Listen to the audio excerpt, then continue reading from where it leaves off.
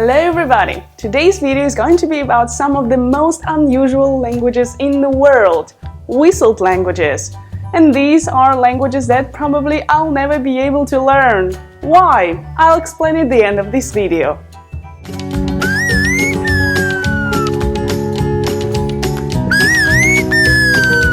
You might be surprised, but whistling is actually a method of communication used by several communities in the world, and it dates back to ancient times. As far back as the 5th century BC, the Greek historian Herodotus described a group of cave-dwelling Ethiopians.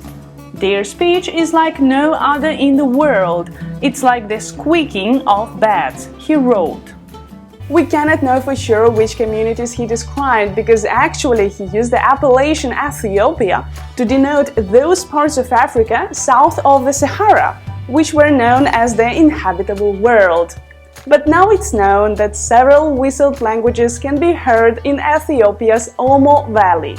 Whistled languages have historically almost always originated in remote, mountainous villages or dense forests, where environmental conditions required a method of communication that could travel over long distances.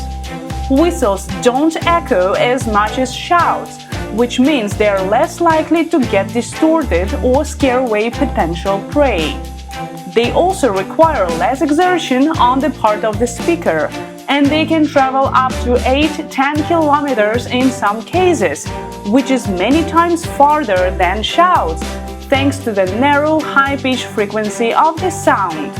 There are as many as 70 of these languages in total. A variety of sounds is equivalent to a phrase with words, and of course the context is crucial to understanding. It's a form of communication created by local communities, and it's an important part of their cultural identity. It's used in the North Africa's Atlas Mountains, the Canary Islands, the highlands of northern Laos, Mexico, and even the Pyrenees. Whistling is not only used in highlands, it's even used at sea. For example, the Siberian Yupik hunters use whistles to call out commands as they hunt offshore. The whistling language used in Turkey is not the same that they use in La Gomera, in the Canary Islands, as it varies from region to region. One thing that is very important to understand about whistled languages is that they are always based on the local spoken language. For example, regions of the world where tonal languages exist, like in Asia, tend to produce whistled languages that replicate the melodies of the spoken sentences. Other languages, like Spanish and Turkish, produce whistled versions that imitate the various changes in resonance that accompany different vowel sounds, and consonants are conveyed by abrupt shifts from note to note. Additionally, whistled tongues have revealed surprising information about the way our brain processes language. It has been traditionally understood that the left hemisphere does most of the work when it comes to processing language, at least in the traditional sense of the word. As it turns out, recent studies have suggested that whistled languages are handled equally by both hemispheres.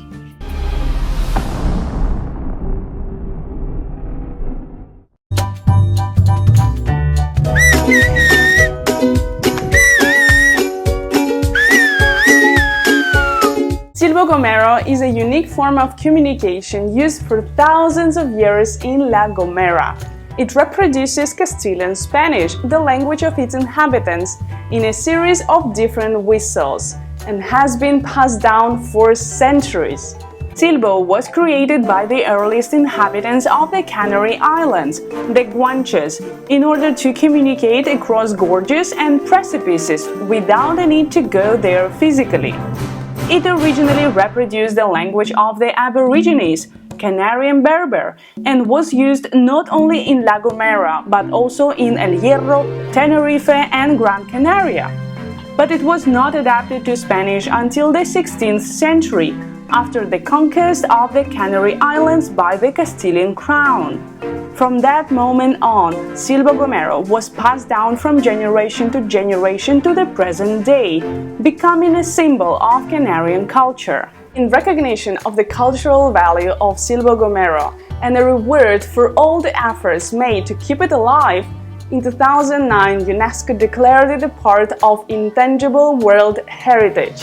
Though Silbo slowly began to die out after the 50s, a renewed interest arrived by the late 90s, thanks to a move to make it a required subject at primary school.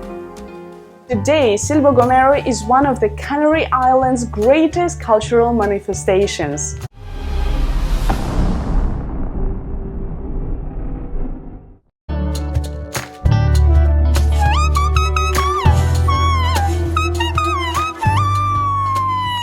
In the foothills of the Himalayas, the Hmong people can also speak in whistles. The sounds normally allow farmers to chat across the fields and hunters to call to each other in their forests. But they also use this whistling as a form of courtship. When boys start walking around the nearby villages at nightfall, whistling their favorite poems between houses. If a girl responds, then they might start flirting with each other in this manner. It's not just the enticing melodies that make it the perfect language of love. Compared with spoken conversations, it is hard to discern the identity of the couple from their whistles, offering some anonymity to the public exchange. The couple may even create their own personal code.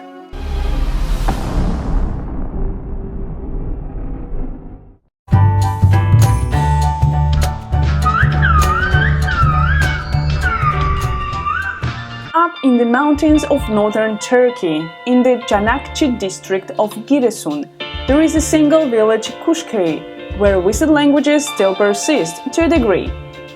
Originally used by Turkish farmers to communicate over large distances and now down to only 10,000 speakers, this whistled language is at risk of extinction because now cell phones replace this purpose. Although the bird language had once been prevalent throughout the mountainous region, today it's mostly spoken only by shepherds. Turkey's bird language was recognized by UNESCO in 2017 and added to its list of intangible cultural heritage in need of urgent safeguarding. Kushköy still maintains an annual bird language, culture and art festival, which it has hosted since 1997.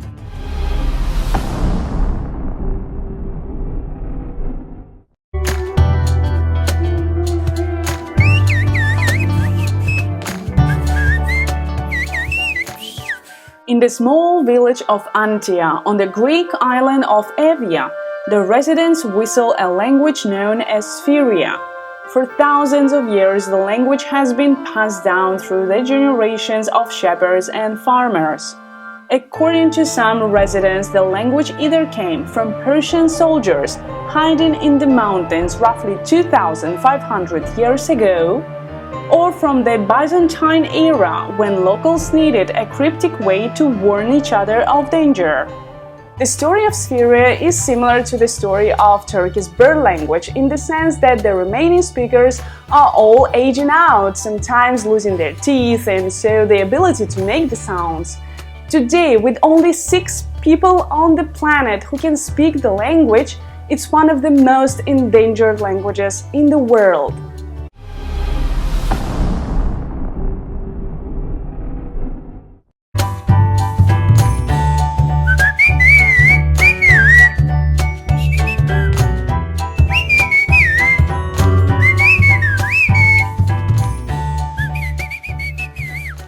In Oaxaca, Mexico, the village of San Pedro Cochiapam is where the Chinantec people live among mountainsides, cornfields, and hills.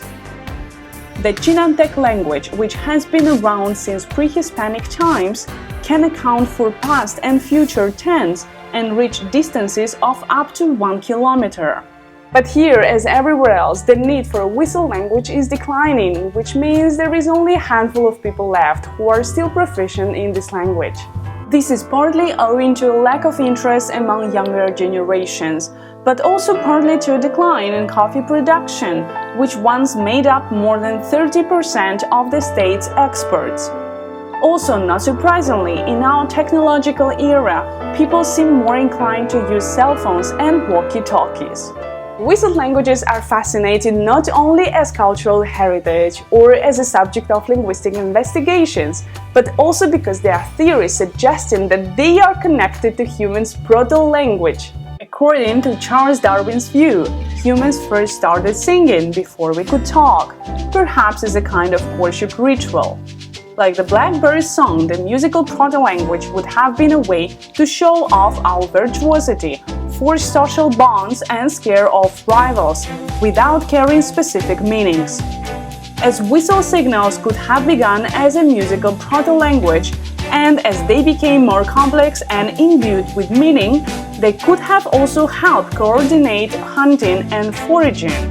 Over time, however, the practice would have pushed us to evolve a finer control of our vocal cords, which then laid the foundations for more meaningful utterances. Today in the scientific world there is no consensus about this, but if we imagine that it's correct, it would mean that those enchanting melodies of the Hmong may be the closest we will ever come to hearing the sounds of humanity's first words. And finally, answering the question why I think I will never be able to learn these whistled languages is because I'm unable to whistle. Yes, I cannot whistle. There were different people trying to teach me that, but it's pointless. I just cannot whistle. So I guess I have to accept that. Okay, thank you very much for watching me till the end. I hope you liked the video, I hope you learned something new, and who knows, maybe you'll get inspired to learn or to investigate a bit more about these whistled languages. Please don't forget to subscribe to my channel if you are not subscribed, put a like, and I'll see you very soon. Bye bye!